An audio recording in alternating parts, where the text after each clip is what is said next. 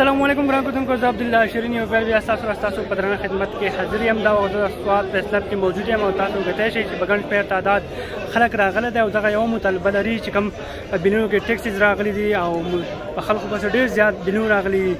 40,000 37,000 20,000 15,000 نه کم د چا پسې بل نه راغلی. خلک راټول شوي دي، مظاهره کوي، مطالبه لري چې دغه بلونو کې چې کوم ټیکسز راغلي دي، خلکو پسې ډېر بلونه راغلي دي، هغه دې کم کړی شي. مظاهرین څه مطالبات لري د هغو خبرې ستاسو سره شریکوم. د ما سره اوسئ.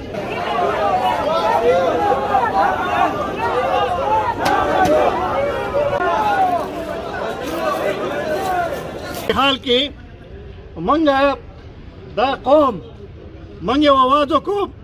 او ټول قوم په هغې باندې لبیک ووایي چې یاره موږ هم راوځو. یقینا موږ د دې ملک باشندګان یو،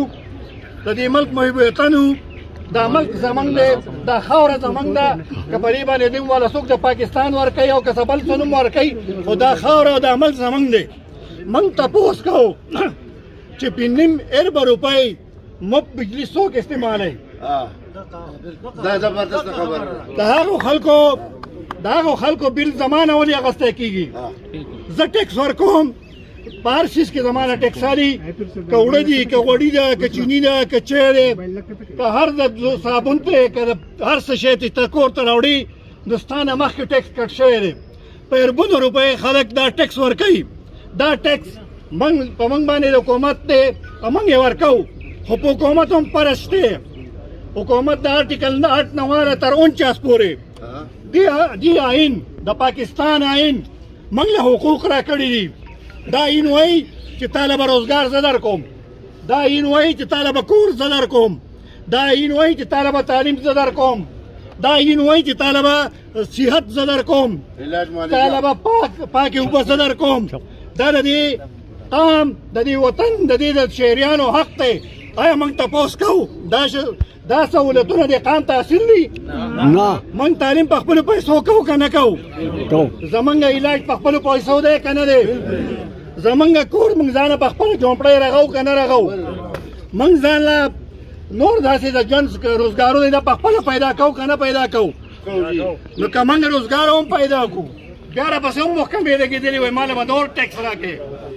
نو موږ خو ټیکس ورکوو، موږ د ټیکس نه انکار نه دی کړی، خو ستا عیاشۍ له، ستا بدماشۍ له،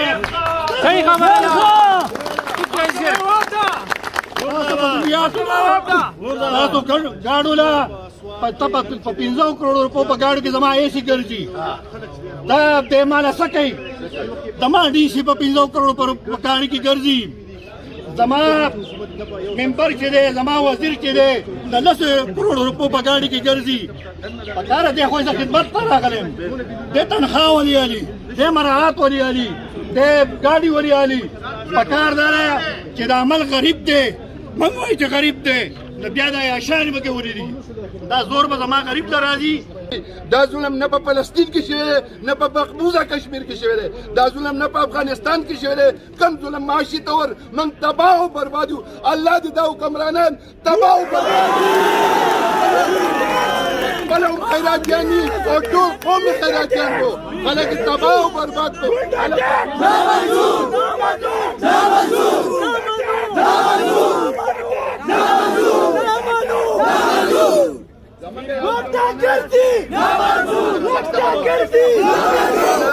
دا خبره کوي چې پاکستان د ډیفالټ نه بچ شو.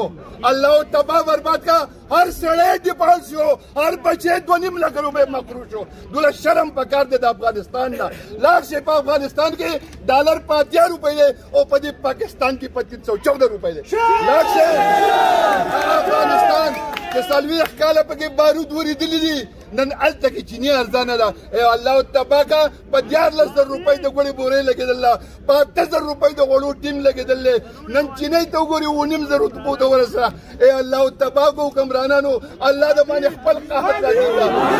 دا بچي وږي تږي یتیمان، د بجلۍ دا سهولت، دا داسې سهولت دی چې د کرهینو هم به خپئ او چې د کرنینو هم به خپئ. خو زه دا خبره کوم چې زما بجلي په دې کې فیول ایډجسټمنټ بالکل نه منم. دې ما کې نه کوله صرف کېږي نه پیټرول نه ډیزل دا خو ملکن ټري بجلیګر نه راځي او دا په اوبو ګرځي دا کم مذاق د دې قام سره سټارټ دی نور هم مشران شته ډېر وخت نه لم خو غواړم دا چې په دې قوم کې شعور پیدا شي بیداري پیدا شي دلته کې راوتي یو د خپل د غریب او د خپل ځان د خپلو بچو د خپل جیب د خپل بجټ مطابق کم ظلم کم زیاتې کم بربریت چې د سوات تقوم سره روان دی د خدای په نزد د قسم خورم که دا د دنیا په یو کونه کې د هغې وجه هم دا ده بیلونه راغلي د یو سړي به 10,000 روپۍ مدني د یو سړي به 20,000 روپۍ مدني څوک به د کرایې په کور کې په هغه پسې ما پرون پسې 32,000 روپۍ بیل راغلی دغه کره ایسې نشته دغه کره بل څه نشته اخر دا به موږ د کم ځینه پیدا کوو بل طرف ته ګورو زما محترم عبدالرحیم صاحب وایي چې موږ د سټیټ خلاف نه یو دا خو لا سټیټ دی که د دوی هغه پلانان ولې نه وي خو چې زما د بچي سره زما د سوات د ولس سره زما د خاورې سره زما د بچو سره زما د میندو سره زما د خویندو سره د بجلی په مد کې د ګیس په مد کې ظلم زیاتې کېږي د برداشت نه حد کې داسې سټیټ جوړوم نه منم خبره دا ده د دې زه انتظامیه چې کوم ده دلته کې سعید خان زموږ سره شته که ډیپټي کمیشنر دی که ډي پي او دی که کمیشنر صاحب دی زموږ قابل احترام دي ذاتي جنګ زموږ د هیچ چا سره نشته نه مونږ پوډر خرڅو نه چرس خرڅو نه زموږ په محلو کې رمنډیان نشته خو د خپل حق دپاره به جنګېږو که په نشاط کې وکړي که د کمیشنر په دروازه کې که په جي ایس ټي کې په نس د خدای کې به دا د تشو ډوزو کار نه دی دا د پریس کلب کار نه دی نن انتظامیه زما د سوات مشرانو له اجازت نه ورکوي ولې نه ورکوي موږ څه چل کوو موږ د چا شوکې کوو موږ د چا سره ظلم کوو موږ ناانصافي کوو د خپل حق تپوس کوو همیشه به زه قرباني ورکوم کله ناکله خو پکې تم قرباني ورکوه که نه دلته چې ځنګل بادشاه دی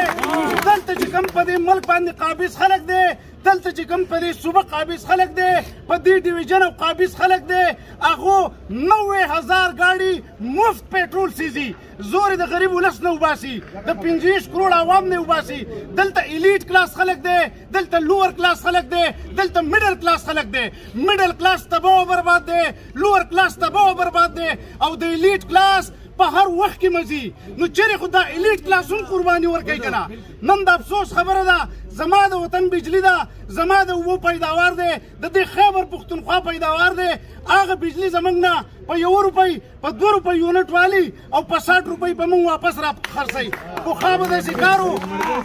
زموږ دې مشرانو به د بونیر والا نه هګۍ واخېسته هغه نن ډېر تعلیم یافته او عزتمن خلک دی په 1 روپۍ به یې ترې هګۍ واخېسته سور رنګ به یې ونه ورکړو واپس به یې په 15 روپۍ خرڅه کړه هغه کار یې زموږ سره راغستی فیلحال مشران دي په جذباتو کې به نه ځو دا زموږ وطن دی زموږ خاوره ده خو چې زموږ سره ظلم کېږي هر ټایم به موږ د دې خاورې دپاره د خپل قام سره څنګ په څنګ ولاړ یو لپاره کمره کې لګېدلي په دفترو کې ورته لګېدلي عزتمندو ډي سي کمیشنرو بیروکراسي سیاستدانانو عزتمندو زما او ستا د غریب د خولې نه دا شی وباسي 800 روپۍ مزدوري د هغه نه نشته سبا نشته عزتمندو یا خو دې داسې وکړي سټیټ ته درخواست کوم ریاست ته درخواست کوم یا خو دې داسې وکړي چې د بیروکراټ نه والا د جج نه والا د کمیشنر نه والا د ټولو افسران چې څومره دي چې د هغو بیلونه دې هم خپلې پیسې ورکوي موږ به بیا ورکوو چې هغو نه ورکوي چې هغو نه ورکوي زما دې په خدای قسم وي که په سر کې نن دویمه خبره ټکسونه یې نه منو ټکسونه پیولې ټکس به یې نه منو بل ټکس نه منو جیارس کومه ما په اوبو په 3 روپۍ یونټ جوړېږي ما لې په 40 روپۍ راکړې قسم په خدای کې منم قسم په خدای کې منم ما په نشاط چوک کې وتم ویلې کوم ته چې اول زه خپل میټر کټ کوم او زه یې ډایرکټ سیزم چې دا افسر یې سیزي زه یې ډایرکټ سیزم تاسو را سره ما یې لوز وکړئ ټول به یې سیزو دویمه خبره لاول به ما پانسي کوي لاول به ما پانسي کوي غیرت وکړئ غیرت د وابلا یو فعل نه ورکوي چې د یو افسر نه ورکوي قسم په خدای که دا بیل ورکوم آخري خبره عام غریب ولس عام غریب د آخري میسج زما وچلوی د میډیا ورونو د اتوار په ورځ په 2 بجې موږ به د بابو زو د منګوري ټول خلک نشاط چوک ته راوځو ان شاء الله غیر سیاسي به راوځو